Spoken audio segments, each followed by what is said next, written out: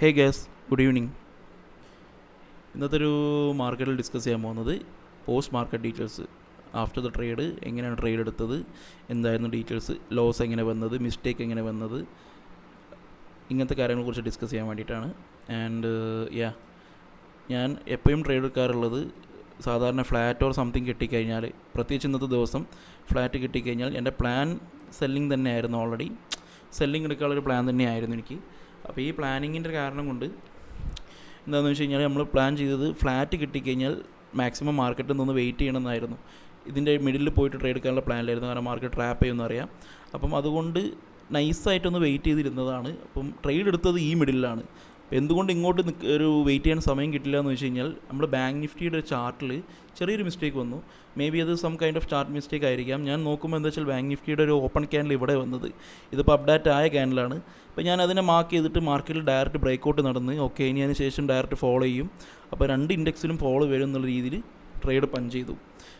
ഒന്നാമത്തെ കാര്യം എന്താണെന്ന് വെച്ചാൽ, ഈ ഇൻഡെക്സിലും ഞാൻ ഈ ഒരു കണ്ടീഷനിലോട്ട്, അതായത് ഓപ്പൺ ക്യാൻഡിൽ അടുത്തോട്ട് പോയി എത്താൻ നമ്മൾ ടൈം കൊടുത്തിട്ടില്ല. ഒരു പ്രീ ഡിഫൈൻഡ് ആയിട്ട് മാർക്കറ്റ് വരും എന്നുള്ളൊരു കൺസിഡറേഷൻ കൊടുത്തു. പിന്നെ എൻ്റെ എസ് എൽ ഓൾമോസ്റ്റ് അറിയാം, എപ്പോഴും എനിക്ക് എൻട്രി പെർഫെക്റ്റ് ആക്കണം എന്നുള്ള രീതിയിലാണ് ഞാൻ എസ് എൽ കീപ്പ് ചെയ്ത് പോകുന്നത്. ഒരു 50 പോയിൻറ്റ്സ് ആണ് ഈവൻ ATM സ്ട്രൈക്കിൽ ഞാൻ അപ്രോച്ച് ചെയ്യുന്നത്. ഒരിക്കലും ബിഗിനേഴ്സൊന്നും ചെയ്യാൻ പാടില്ലാത്തൊരു എസ് എൽ പോയിൻ്റാണ്. കാരണം മാർക്കറ്റ് മൾട്ടിപ്പിൾ ആയിട്ട് എസ് എൽ അടിക്കുമ്പോൾ എങ്ങനെ നമ്മുടെ എൻട്രി പൊസിഷൻ പെർഫെക്റ്റ് അല്ല എന്നുണ്ടെങ്കിൽ, അപ്പോൾ ഞാനതിനെ മാക്സിമം എനിക്ക് റൈറ്റ് ആക്കാൻ വേണ്ടിയിട്ടാണ് ഞാനിങ്ങനെ അപ്രോച്ച് ചെയ്യുന്നത്. ഒന്നാമത്തെ കാര്യം. രണ്ട്, റിസ്ക് റിവാർഡ് മെയിൻറ്റെയിൻ ചെയ്യുക എന്നുള്ളത്. അപ്പോൾ ഇത് ഇന്ന് വരാൻ കാരണം, ഒന്ന് ചാർട്ടിലൊരു ടെക്നിക്കൽ ഇഷ്യൂ ഉണ്ട്. രണ്ട്, ഞാൻ ടെക്നിക്കലി പറയുകയാണെങ്കിൽ, പേഴ്സണലി പറയുകയാണെങ്കിൽ ഞാൻ അറ്റ്ലീസ്റ്റ് ഓപ്പൺ ക്യാൻഡലിൻ്റെ അടുത്തുള്ള ടെസ്റ്റിങ്ങിന് ഞാൻ വെയിറ്റ് ചെയ്തിട്ടില്ല. അപ്പോൾ ഈ രണ്ട് റീസൺ കൊണ്ട് നമുക്ക് എസ് എൽ അടിച്ചു. 50 പോയിൻറ്റ്സ് എസ് എൽ ആയിരുന്നു. സോ അത് മിസ്റ്റേക്ക് എന്താണ്, ഒന്ന് എൻട്രി പൊസിഷൻ, ഒന്ന് വെയിറ്റ് ചെയ്യാൻ ഇയർലിയർ എൻട്രി. ഈ രണ്ട് കാരണം കൊണ്ട് നമ്മൾ എന്ത് ചെയ്തു, മാർക്കറ്റിൽ ഇന്ന് ലോസ് ബുക്ക് ചെയ്തു. ആൻഡ് നമ്മൾ എസ് എൽ അടിച്ച ഒരു സം കൈൻഡ് ഓഫ് പോയിൻറ്റിന് ശേഷം മാർക്കറ്റ് റിവേഴ്സ് ചെയ്യുകയും ചെയ്തു. ഇത് കംപ്ലീറ്റ് സെൽ ഓഫ് ഇല്ലെങ്കിലും മാർക്കറ്റിൽ റൈറ്റ് എൻട്രി ആണെന്നുണ്ടെങ്കിൽ നമുക്ക് നല്ലൊരു പോയിൻറ്റ്സ് എടുത്ത് ഇറങ്ങാനുള്ള ട്രേഡായിരുന്നു. ബട്ട് ആ ഒരു ചെറിയ സിമ്പിൾ മിസ്റ്റേക്ക് കാരണം നമുക്കൊന്ന് ലോസ് അടിച്ചു.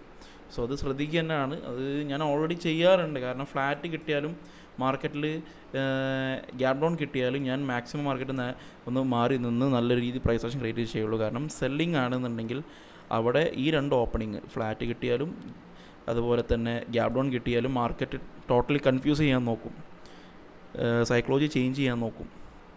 ടെക്നിക്കലി ഇത് ചെയ്യാറുണ്ട്. അപ്പം ആ ഒരു കണ്ടീഷൻ ഞാൻ വെയിറ്റ് ചെയ്യാറാണ് പതിവ്.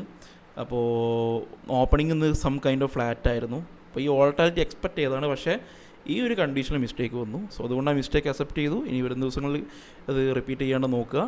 ആൻഡ് ഓൾസോ ട്രേഡിംഗ് ഡീറ്റെയിൽസ് ഇതാണ്.